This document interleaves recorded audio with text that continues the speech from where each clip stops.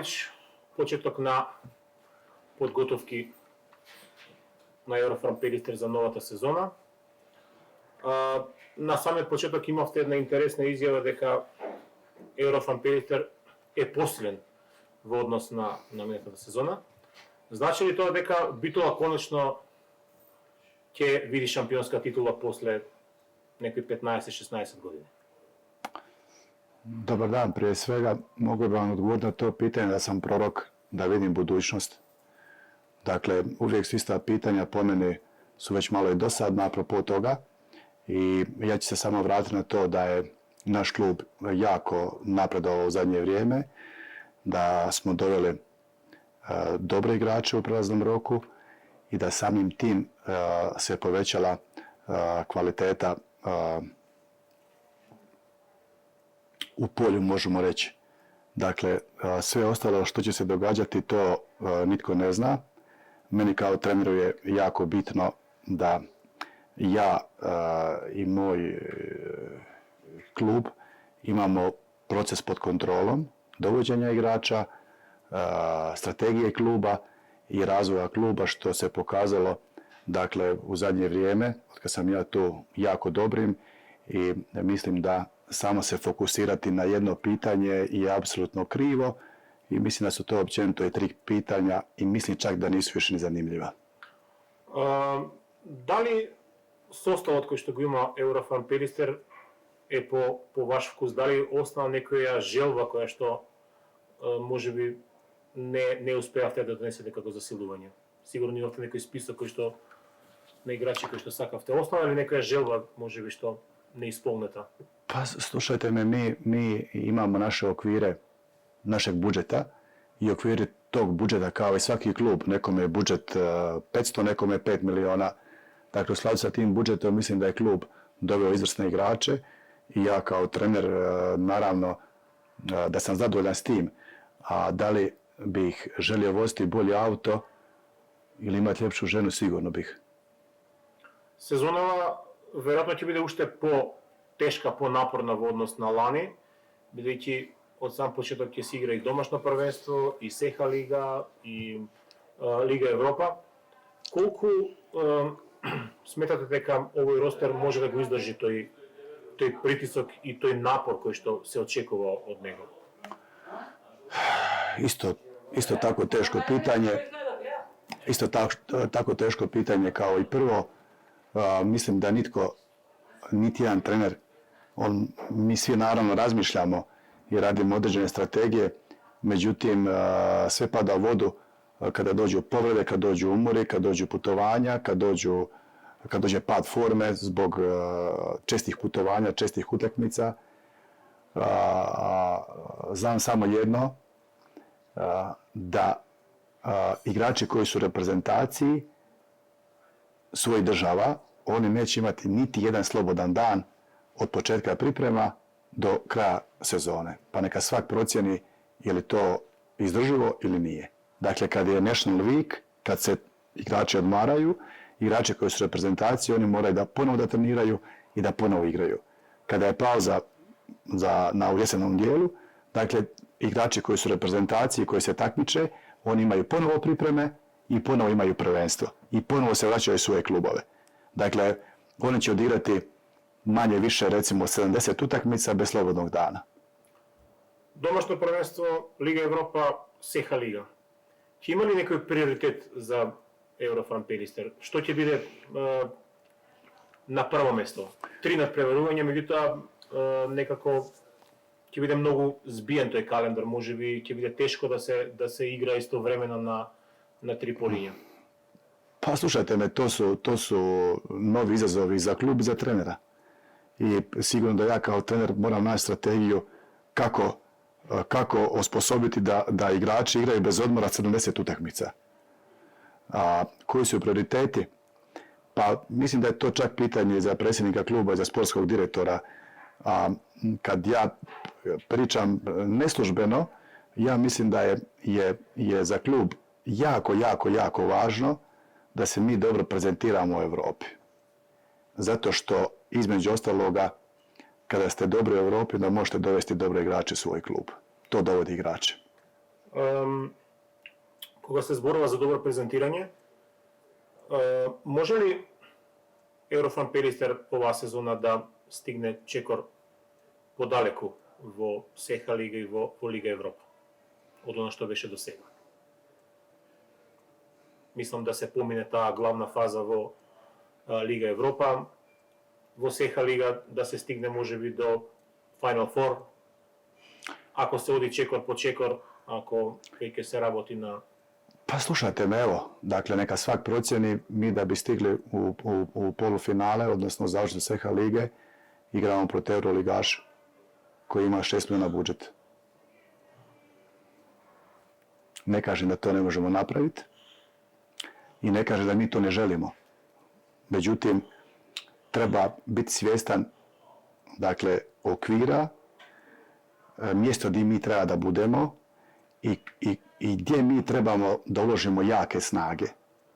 Znači, određene utakmice su definitivno neravnopravne i one kao takve su ponekad nepobjedive. Eurofarm je na odličnom razvojnom putu i gledati kroz prizmu jednog rezultata ili jednog neuspjeha ili uspjeha po meni je destruktivno i ono uništava proces kluba. Reću vam primjer što točno mislim. Dakle, moj dobar prijatelj, trener u Austriji, je bio 4. do play-offa. I, dakle, klub je bio nezadovoljan sa tim rezultatom i potpisao je novoga trenera, dakle, 2 mjeseca prije toga. Međutim, taj trener je bio prvak, odnosno taj moj prijatelj. Na kraju je bio 4., na kraju je završio 1. i dobio je otkaz. Dakle, nitko ne zna šta će biti poslije 70 utakmica. I nitko ne može reći moj tim će biti u formi. I mi ćemo biti svi zdravi. I na početku mi imamo odličan tim. Dakle, ja se sjećam i u prošloj sezoni kada smo igrali završnicu prvenstva, mi smo bili bez 3, 4 ili 5 stranaca. Dakle, nismo imali isti tim kao što je bio na početku sezone. Dakle, nešto uspoređivati, nagovijestiti nešto, bit će ovako, biti će onako, ja mislim da to je ok i to je onako dobro za slušati i čut. Kao da ja sad kažem, mi ćemo biti prvaci Makedonije, osvojit ćemo kup i superkup. Ja vama to mogu reći. Dakle, i to je lijepo za čut. Ali za mene to je kao trenera, jer smatram se ozbiljan trener, preneozbiljno. A ja sam na početku intervjua mogao reći cilj je kluba je da budemo prvaci, da osvojimo kup i da osvojimo superkup. Ќе игра ли нешто ново Еврофарм сезонова? Мислам, дали ќе покаже нешто ново во однос на она што го играше лани? Или ќе биде само едно надополнување на формата и на перформансите што ги покаже? Eurofarm je iz moje perspektive sigurno jedno 80% godine igrao jako dobar rukomet. 20% u postocima je igrao slabije isključivo zbog povreda i gustog rasporeda kada smo igrali 3 utakmice tjedno i nismo uopće imali vremena ni da treniramo, ni da se liječimo. Dakle, to je stvar koju ja sa svojim timom, sa doktorima prije svega, dakle, moram dobro razmotriti i razraditi. A Eurofarm će igrati sigurno malo drugačije, jer ja sam radio dosta ovo ljeto i želim da igramo drugačije i reću vam iz kojega razloga. Dakle, da bi mi pobijedili skuplji tim od nas, odnosno timovi koji imaju veći budžet nego naš klub, mi moramo biti malo drugačiji i moramo biti nepredvidljivi. Dakle, ako ja ili mi svi zajedno budemo radili iste stvari kao i taj tim koji ima 2 ili 3 milijuna budžet, mi ih ne možemo pobijediti.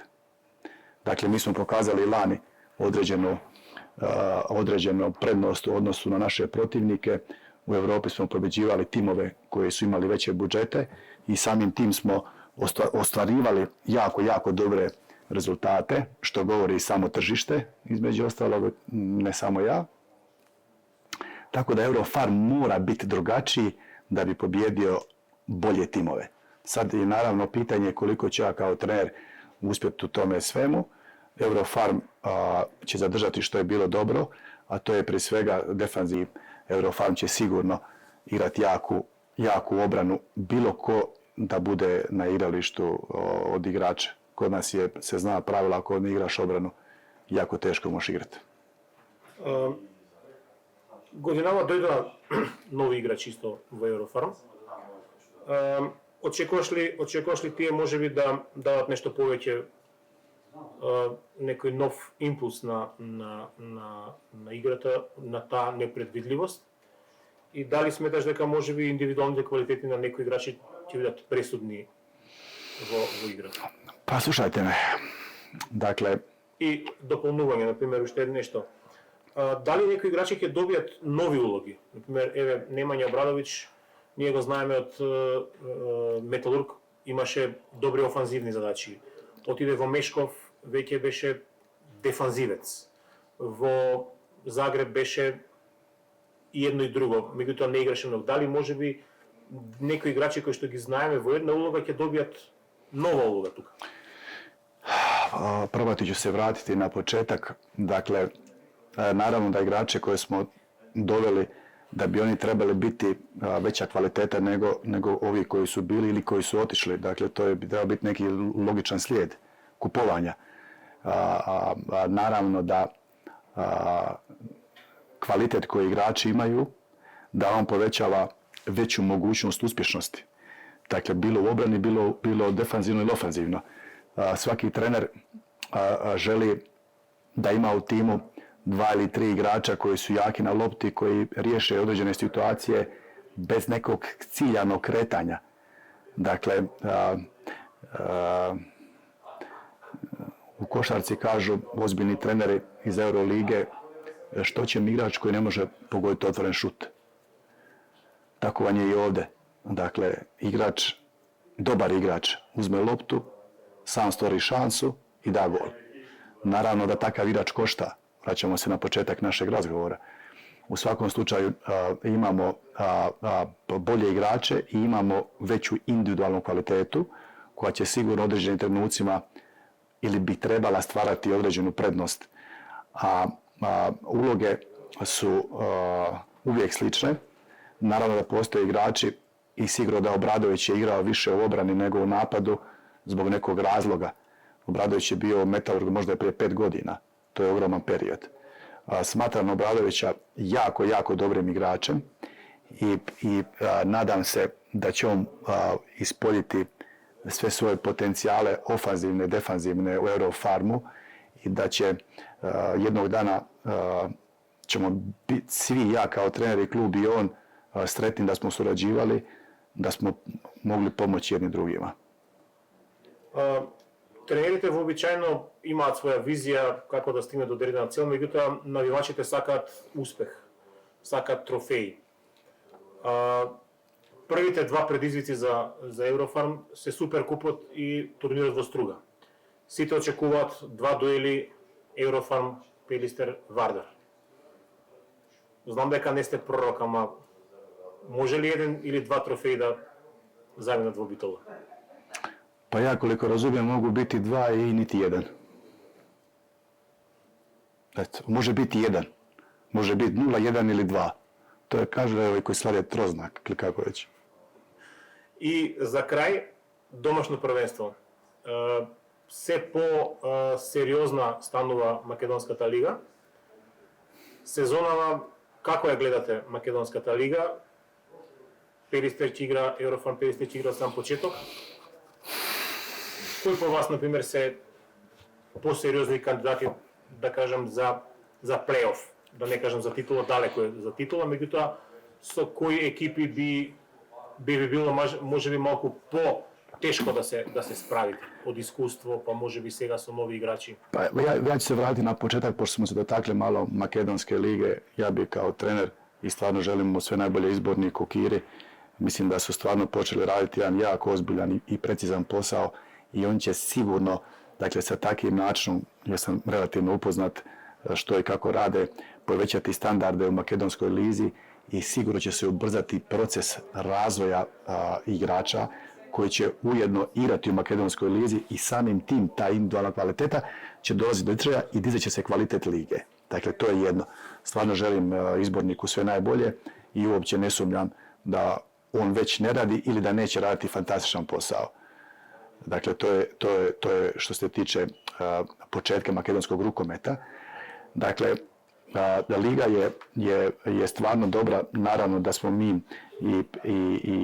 i Vardar, naravno isključivo po budžetu, dakle, bolji i jače i imamo normalno bolje i jače igrače od ostalih timova koji su prisutni u lizi, ali imamo jednu grupu timova koji vrlo vjerovatno, bar po kadru koji imaju slične budžete pa imaju i sličnu kvalitetu. Dakle, imamo tu između Metalurga koji ima svoju veliku tradiciju, ima neke svoje probleme koji se ja ne ulazim u njih. Svakako da bar po ovome prelaznom roku je Metalurg održao jednu kvalitetu i mislim da je, ili bar ovako iz moje perspektive, Butel je imao dobar prelazni rok i oni su bar na papiru jači nego što su bili u prošloj godini.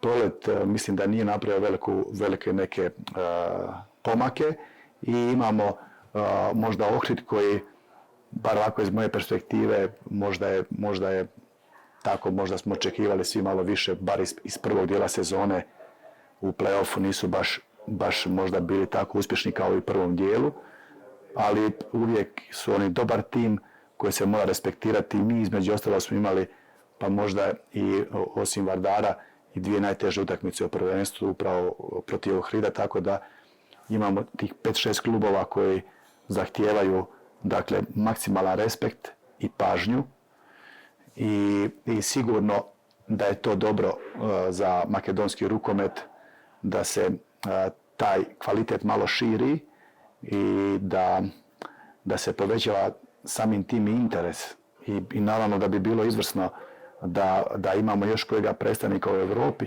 bilo bi idealno. Dakle, iako je to jako težak put jer su kvalifikacije jako teške i danas bez ozbiljnih budžeta teško možete igrati Euroligu.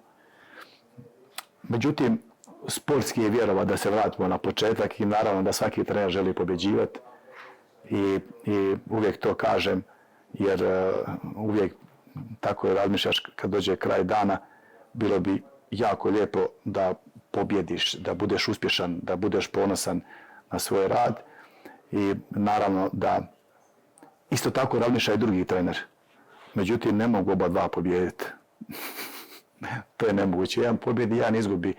A jedan i drugi imaju želju 100 da pobjede, jer sam uvjeren, koliko god mi to negirali, i ja prvi, dakle, naš ego je ogroman. Naš ego je puno veći nego ego od ljudi koji nas plaćaju i koji nas prate, od novinara, od navijača, od svega.